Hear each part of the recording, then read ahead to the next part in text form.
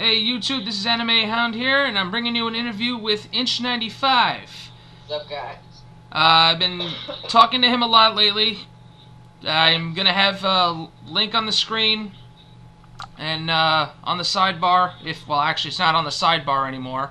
It's underneath the video. Layout. I hate it. Yeah, I hate the new layout. yeah. Everybody complain to YouTube because this layout blows monkey balls. You guys should rate this video thumbs up now. Not even 5 stars. Just if you hate the layout, bro. It's stupid. Yeah. Okay. Basically brought him in here today. I'm going to do an interview with the man who has pretty much been probably one of the coolest ones on here. We've been dueling, testing stuff out, just having fun. So. Well, I kind of do this just for everybody. So like, yeah. I do it for myself and everybody. Yep. Just have fun. Yep. That's all. It's what it's all about here, man. Yeah. All right. We're gonna get started with an easy question. How and when did you start playing Yu-Gi-Oh? I actually started before the Legend of Blue Eyes and stuff, because I actually ended up ordering some OCG stuff, like the kit. It was like a little kit, and it had all these starter decks, because the OCG got their stuff like a year before that, and then the show started running here, so I started from there, and then after the English cards started coming out here in America from Konami, I started playing here as well. So it was pretty fun. Like, I had to go online and look up all these little things. Like, they didn't even have, like, Yu-Gi Wiki, I believe, back then. So I had to actually go and find one of those translator things and actually find it on OCG site. And just find the actual translations. That must have been a pain in the beginning. It was. It was. So was the card game back then just as bad as it was for the English when it came out? What do you mean exactly, like? Just the overall usefulness of the cards. I mean, going back, let's say, like Ryu Kishin. The game was just nowhere as developed. I mean, I'm glad that the creators started inventing all these new ideas. It was nowhere as, there was just so many vanillas. They had a lot of the effect monsters. They were just pointless. Like, the vanillas were way better. Like, I remember with Mechanical Chasers, I had 3 of those, and those were like that was like the best card because it was 1850 attack. Yep. And they didn't have like Gemini Elf or anything, so you could just drop that and it would just sit on the field, and you just keep beating your opponent.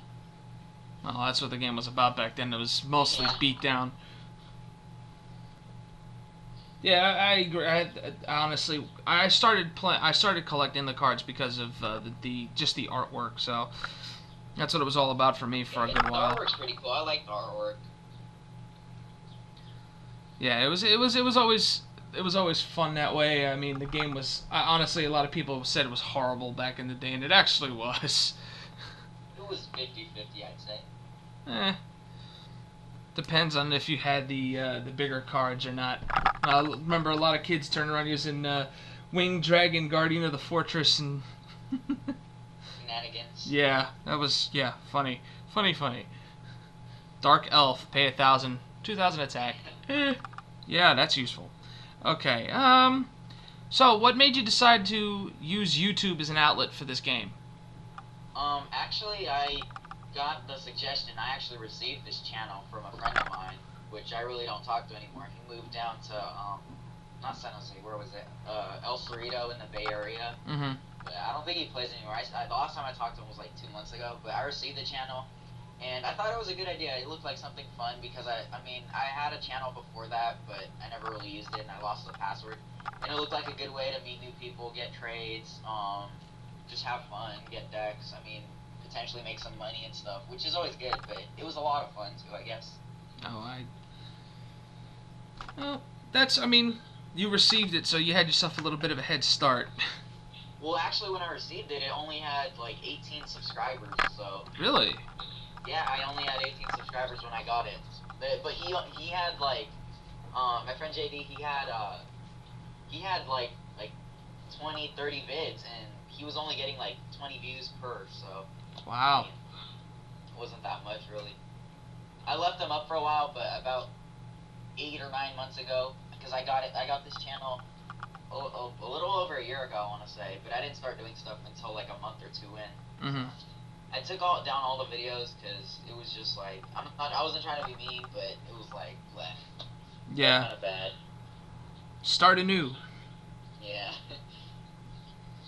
you know, well, I mean, the trading and everything that works out because that's pretty much the same reason why I did it. JD, he's younger than me, but he's my friend's little brother, and he was doing it. We were playing at that time competitively, so I knew him because they lived in my neighborhood. Mm-hmm. My friend, they live now. He's like 18 or 19 now. I want to say 19. And we would always kick it and stuff, so like at school and stuff. So he had a little brother, and I received the channel from him. Ah, okay. So okay. So you pull it from the little brother. That's fine. It wasn't the big brother. It was the little brother. The little brother's probably, I think he's probably like 12, 13 or so right now, probably 14. Ah. So, well, kind of understandable that the views would be low at that point. Yeah. Someone else to take the helm. Really that much. Yeah. It all worked out though. I mean, look at you now. You're at what, over 1,000? Yeah. Hopefully I'll reach 2,000 soon. I keep applying for partnership, but there's so many issues. Like I have a lot of revenue shared videos and stuff. But yeah. Issues with those as well. But yeah, hopefully I like my subscriber base. I mean, I don't have as many as a lot of other people like Pawjoker and stuff, or Team DGF and all those other guys. But I mean, I like my subscriber base, like in general. Like the people that I have, they're really cool. And they're a solid group of people, the majority of them. Yep. Oh no, I agree. I honestly, I want to say that a lot of the guys that I've had people refer to me, and some of the people I've referred to for other people, they're just very cooperative. I mean, you do get your occasional troll, but yeah, there's a lot. There's a lot of those on YouTube, but there's trolls everywhere. So. Yeah, I mean, just recently one of my subscribers had his account hacked and lost. Crazy. Yeah, and this guy's deliberately targeting Yugi tubers. So yeah, Blue Eyes Demon Dragon was the account that got hacked. So you know, if anybody's out there knows about that, watch out and make sure your passwords are good and strong. Alright, next one would have to be what your favorite card is in general from the entire game, start to finish. To be totally honest, I don't know what my favorite card would potentially be, just because I like a lot of the ban cards. If I had to pick a ban card, it would probably be between Pot of Greed, Dark Strike for now, just because it's newer, but I'd probably say Pot of Greed, Painful Choice, or Cyberstein.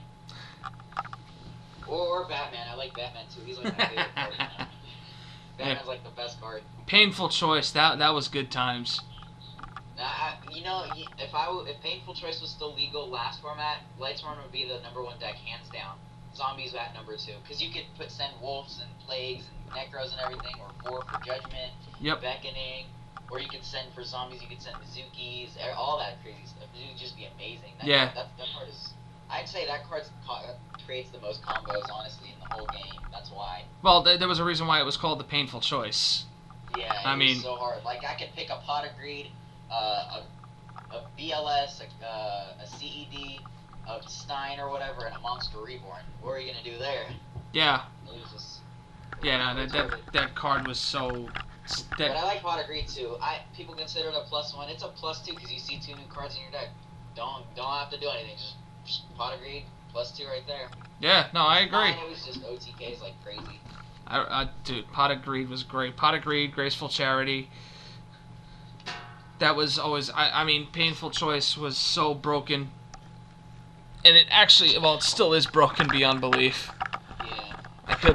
I couldn't imagine what the game would be like now if that was still legal.